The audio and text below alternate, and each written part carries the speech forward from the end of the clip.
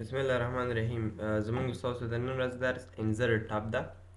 په انزر ټاپ کې ټول هغه کمانډ راټول شوي دي چې د هغه په مرسته کولی شو د ډاکومنټ کې څه شی اضافه کړو. مثلا که هغه تصویري، مثلا که هغه هایپرلینک وي، که هغه بوک مارک وي، که هغه هیډر فوټر وي، که پیج نمبر وي، که هغه چارت او سمارټ آرټ او کور پیج او نور هر څه اوسي. مطلب ټول هغه کمانډ پکې راټول دي چې د په مرسته په دې ډاکومنټ کې څه شی اضافه کولی شو یا د ډاکومنټ ته راوستی شو.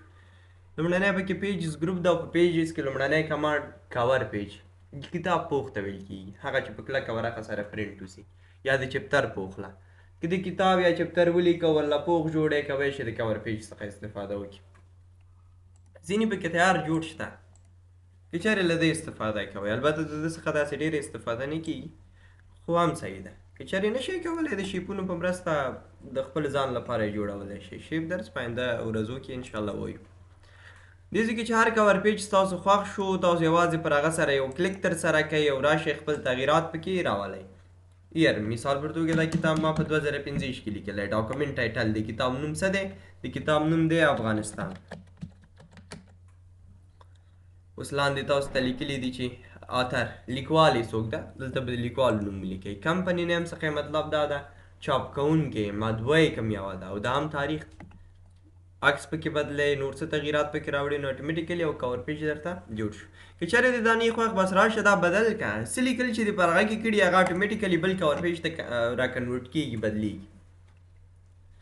د ده کمانډ په مرسته هم د انټرنیټ څخه تاسو کولی شئ نورې کور پیج را ډاونلوډ کړئ. ریموو کرنټ کور پیج، اوسنی کور پیج د غواړئ له منځه یوسي، کولی شئ له منځه یوسي. سیف سلیکشن ټو کور پیج ګالري، مثال پر توګه دا کور پیج ما جوړ کړ، زه غواړم چې دا تل مدام د دغې کور پیجو په څیر دلته ثبت شي. نو د لپاره به تاسو راشئ، دا به داسې انتخاب کړئ، بعد له سلیکشن یا بعد له انتخاب کولو به راشئ، دا کمانډ به فعال شي. سیف سلیکشن ټو کور پیج ګالري کلیک به پرې وکړئ، دلته ورته نوم ورکړئ، نوم ورته ورکوم افغان. دا به تاسو وکړئ نو اټومیټیکلي هغه کور پیج به دلته لاندې په جنرل کې ثبت شي. ثبت ده. اوس تل مدام ته له ده څخه استفاده کولی شي. ورته یم ریموو کرنټ کور پیج، کور پیج له منځه لاړ. دلته به زه یو څه لیکم، دغه نیمایي لیکلو ته زه سور رنګ ورکوم.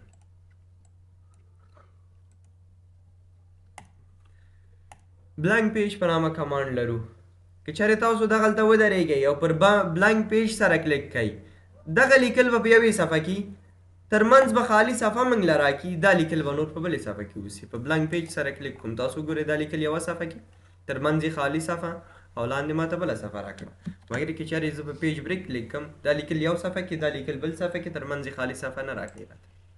په دې ترتیب سره دا د بلانک پیج او پیج بریک ترمنځ شارټکټ ده. که چېرې تاسو وغواړئ نورې صفحې واخلئ، نو دغه ساحه کې ودرېږئ، د پیج بریک په مرسته نورې صفحې اخیستلی شئ. شارټکټ یې کنټرول انټر ده. کنټرول انټر پیج بریک شارټکټ ده چې کولی شو نورې صفحې پرې واخلو. ورپسې کمانډ موږ تاسو لرو د ټیبل پر نامه سره. خوراک مهم کمانډ دی، استفاده کولو ځای ډېر زیات دی. پښتو کې ورته موږ تاسو جدول وایو. که چېرې تاسو وغواړئ خپل لیکل په ټیبل یا جدول کې ترتیب کړئ، د ټیبل کمانډ څخه استفاده کولی شئ. هر کله چې ته ټیبل جوړئ یا هم یو نفر تا ته وایي چې ته ماته ټیبل جوړ کړه، لومړی باید تل ځانه سره فکر وکړي ستا څه ډول ټیبل پکار ده. مثال پر توګه یو نفر ماته وایي چې ته ماته ټیبل جوړ کړه چې پر هغې کې نیم، د پلار نوم، کلاس، تلیفون شمیره، ادرس او د شلو زده کوونکو لپاره یې راته جوړ کړي. نو زه راځم ویم چې نوم، د پلار نوم، همدارنګه تلیفون شمیره، ادرس او کلاس پکې پاتې شو. د څو زده کوونکو لپاره یې غوښتی؟ 1000. راځم دې ځای کې 10 لانې اخلم. لا اتو ډېر نشته، بس همدا اته اخلم. راځم لیکل پکې ترسره کوم. لیکم چې نیم، لیکم فادر نیم، کلاس،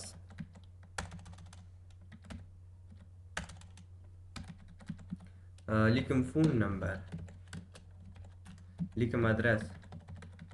په دې ترتیب سره یو نفر نوم لیکم، دوهم نفر نوم لیکم، دریم، څلورم، پنځم، شپږم، اووم. له اوو نور نشته. نور به څنګه راولم؟ د ده لپاره به تاسو راشئ په د اخري خانه کې به ودرېږئ، د کیبورډ نه به ټپ بټن پریس کړئ، نورې روګانې به اټومیټیکلي پر خپله رااضافه شي.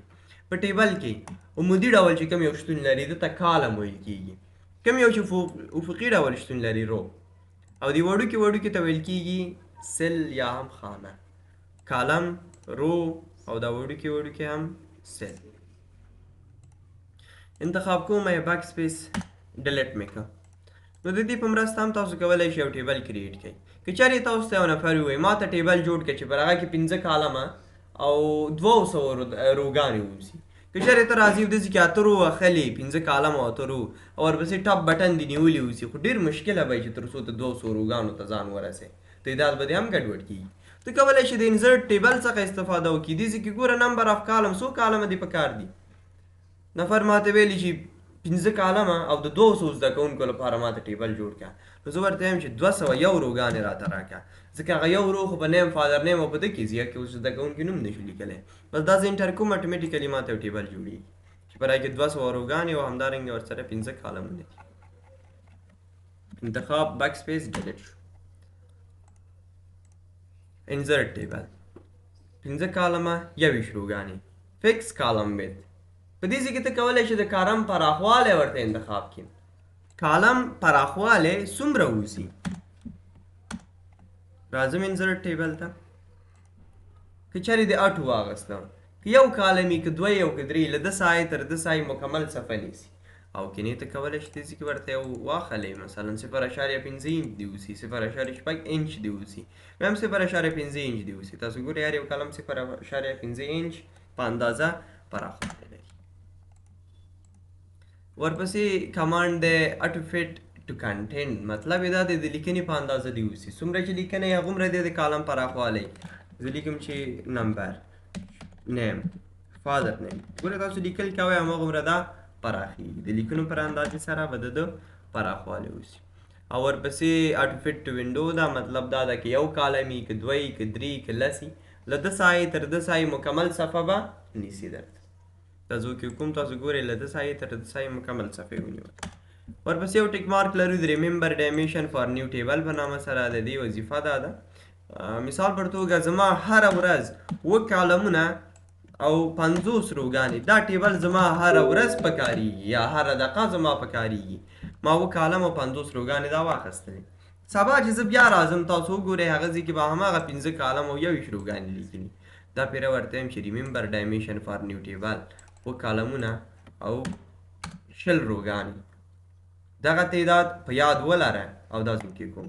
تاسو وګورئ چې بله ورځ هم ته راځي هماغه 7 کالم او 20 روګانې به پکې لیکل شوي. تر دې دمه کوم پوښتنه لرئ؟ ډېر ښه. ډرا ټیبل پنسل درله درکې بس په خپله یې رسم کړه. چېرته دې کالم پکار دی چېرته دې رو پکار ده هر چېرته دې پکار وي واخله رسم یې کړه هېڅ ستونزه نشته. غواړي پنسل بیرته لرې شي یا هم پنسل بدل شي په پنسل پاک باندې د کیبورډ ته به ته شفټ بټن نیسئ پنسل به په پنسل پاک تبدیل شي. پنسل پاک باندې تبدیل شي پر هر یو کلیک تاسو وکړئ هغه به له منځه لاړ شي په دې رقم سره. بیرته راځم په ډرا ټیبل یا پر د پنسل کلیک کوم یا د کیبورډ ته سکیپ بټن وهم پنسل له منځه لاړل ټیبل مې انتخاب کو ختم مې کړ. کنورټ ټیکسټ ټو ټیبل په نامه کمانډ لرو. له نومې پته لګي کنورټ ټیکسټ ټو ټیبل د لیکنې بدلول په ټیبل باندې. که چېرې تاسو لیکل کړي او د لیکلي ترمنځ مو سپریټر ورکړی جلا کوونکی یا ټب بټن یا کاما یا مثلا یو سمبول که چېرې هغه دا سمبول اوسي 8 یا دا یو اوسي هشت یا ډالر سین اوسي یا فیصد اوسي یا سټار اوسي دغه سپریټر یا جلا کوونکي کېدلی شي. مثال پر توګه زه دلته لیکل کوم شمیره کاما نیم سیمیکالن فادر نیم سیمیکالن کلاس. زه غواړم دغه لیکل اټومیټیکلی په ټیبل سره تبدیل کړم. تاسو به انتخاب کوئ بعد له سلیکشن دا فعاله شو. که چېرې مو انتخاب کړي نه لیکل مو نه کړي دا به غیر فعال. انتخاب مې کړه کنورټ ټیکسټ ټو ټیبل ته رالم. اوس ما ته وایي څه ډول ټیبل دی پکار دی. ویم فکس کالم ویت ټیبل راته راکړه او سپریټر ته څه شی ورکړی جلا کوونکی دې څه شی ورکړی ویم کامه مې ورکړې. تاسو وکړئ نو په ټیبل باندې ترتیب شو. کنټرول زیډ راځم د ریپلیس استفاده کوم او ریپلیس کې ویم چې دا کامه ما ته تبدیل کړه په ډالر ساین باندې. ریپلیس آل ټول راته تبدیل کړه او دا هم زه یس کوم. اوکې اوس ځم کنورټ ټیکسټ ټو ټیبل ته او دلته ورله ویم چې زما جلا کوونکی نه کامه ده نه ټب بټن بل څه شی دی یم چې ډالر ساین دی ډالر ساین به اوس ورته دلته رسم کړو دا به تاسو کې اټومیټیکلی به هغه په ټیبل سره تبدیل شي. ورپسې کمانډ لرو ایکسل سپریډ شیټ. موږ ویلو چې ورډ پروګرام د ډاکومنټیشن لپاره کارول کیږي د لیکنې لپاره، ایکسل به د کیلکولیشن لپاره کارول کیږي.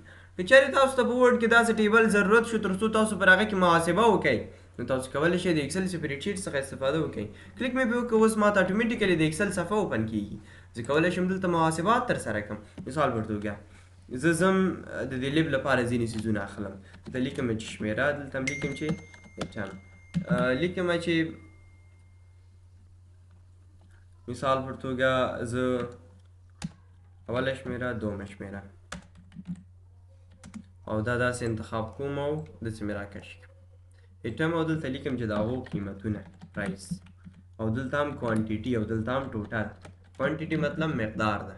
یو مې قلم واغسته، کتاب مې واغسته، یا هم زه دکان لرم دغه څیزونه ما خرڅ کړه. بل مې چې د مثال پر توګه پرنټر دکان کې لرم، بل زه کیک لرم، او بل زه چې لرم یو هیټ انرژي به ولیکم یا لاکوزی لیکم، هیټ راوانې بد لګي دا مې ولیکل. مثلا د دې قیمت دی 10 افغانۍ، دا هم په 100 افغانۍ سره، پرنټر دا په 12,000، کیک هم په 50، الاکوزی په 40 سره. او پر دغه نه کوانټیټي باندې ما نن خرڅ کړي دا 8 دانې، 9 دانې، 15، دا 1 دانه، او دا هم 14 دانې. اوس راځو په ټوټل کې معلومه او د 100 روپو مو قلم خرڅ کړی، 100 روپو دا شي، او دې ځای کې لیکم چې ګرینډ ټوټل مکمل ټوټل څومره ده. نو راځم دا سره ضرب کوم، لیکم چې مساوي دا یو ضرب که د ده سره، دا چې سره کوم ضرب تقسیم کیږي هغه مسایل به بیا پر ایکسل کې پرې خبرې کوم. اوس یې نه غږېږو پرې، او دې ځای کې راځم دا ټول سره جمع کوم. نو نن ورځ موږ د دومره روپو سودا کړې. دغه کار بیا په ورډ کې تقریبا نه کېده. نو موږ کولی شو چې اټومیټیکلی د ایکسل سپریډ شیټ څخه استفاده وکړو، راشو دا داسې راټول کړو، او د یو ټیبل پر شکل به له موږ سره، یا هم د یو آبجیکټ پر شکل به دلته له موږ سره پروت وي. زه بیرته د ورډ صفحه کې کلیک کړه، اټومیټیکلی ورډ صفحې ته راغلی، او دا دلته د یو آبجیکټ پر شکل پروت ده. ډبل کلیک پکې وکړه، بیرته پکې تغییرات راوړلی شي، تغییر پکې راغلی، بیرته ډبل کلیک وکړه، د ورډ صفحې ته راغلی. غواړې بیرته لرې کې انتخاب او بیک سپیس، بیرته به دا له منځه لاړ شي، لرې به شي. کویک ټیبل یې لرو، ځینې تیار جوړ ټیبلونه دي چې دلته مو هر یو خوښ یو استفاده ترې کولی شئ. لکه څنګه چې ما دلته یو ټیبل جوړ کړه، مثال پر توګه داسې یو ټیبل شته ده، ته کولی شئ تغییرات پکې راولئ او استفاده ترې وکړئ.